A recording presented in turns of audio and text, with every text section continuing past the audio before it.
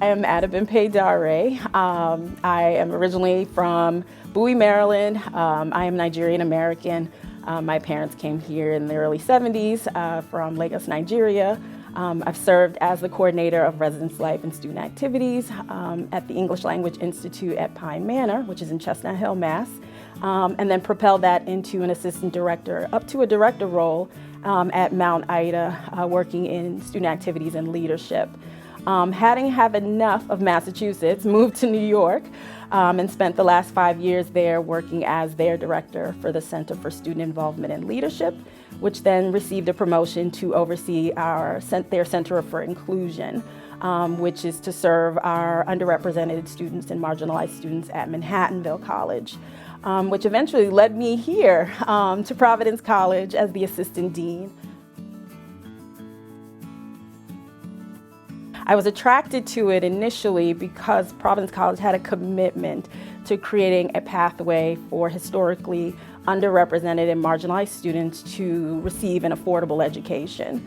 And with that, we know college is an investment, and the Multicultural Scholarship Program allows students and parents and families to afford this.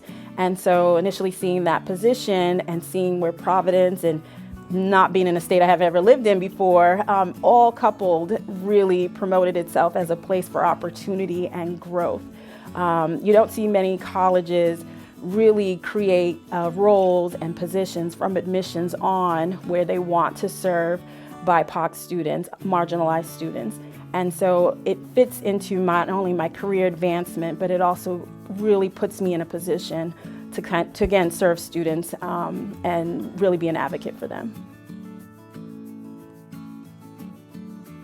So as the assistant dean in the undergraduate and graduate studies office, as well as the director for the Multicultural Scholars Program, I primarily serve in the academic advising and mentoring role for all BIPOC students and first-generation students.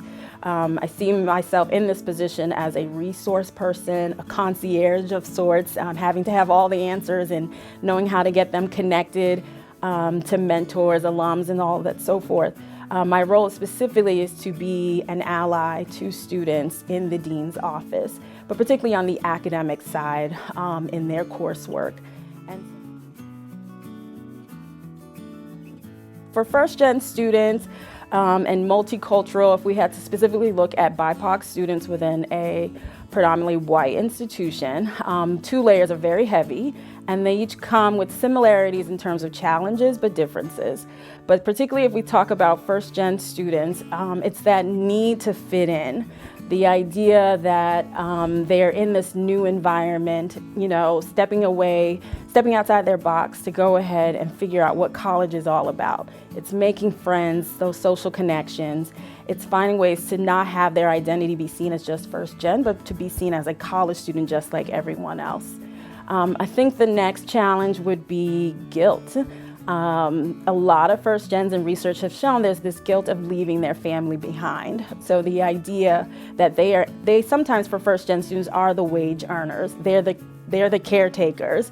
They're the ones helping their families if English is the second language, as being the translator and the interpreter. And usually they are in the house and serving and supporting. And so then to step away from all that and reprioritize and put themselves first in terms of getting their education, you do find that sense of guilt that comes with that of leaving that livelihood behind. I think the last for all students is this fear of failure, or this overall notion of fear.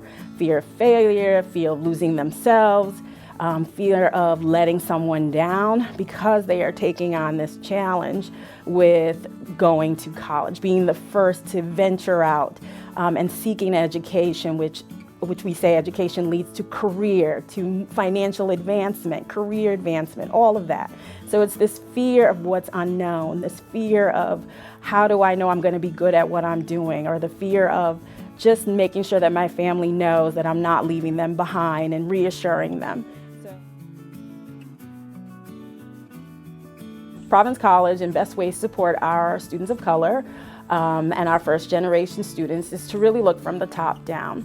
Let's collect, let's analyze, let's track the data, especially in concerning of students of color and first-gen students. Knowing the data, surveying them, having focus groups, just speaking to students will tell a story, will tell us what their path has been like through college, will tell us what their experiences have been, which then we know as an institution how to best serve them. So it's so important that we collect and analyze and use the data that we have. The next is family advocacy. We have to be able to help support and empower our students of color, first-gen students, their parents and families. We need to reassure that these students are making the right decision by coming here. We need to be openly communicative. We need to openly let them know what's happening, keep them in the loop. And that's one of those ways that if we have families and parents and families as partners in this, they will then best support their student. Another initiative is really working on creating this students of color alumni, I would say. Institution of Advancement has a vast network. School of Business has a vast network of students of alums of color, and really centralizing that with our MSP students and different programs that we have here, because I think that adds to the retention when we think about how do we connect with our students after they have graduated. Do they feel some sense of pride and a commitment, which leads to giving, we all know. So in the sense of that, how do we pull all of that together? Do we have one universal list and a continuing growing list of our alums of color? I'd like for our current students to see where alums have gone and what they have done.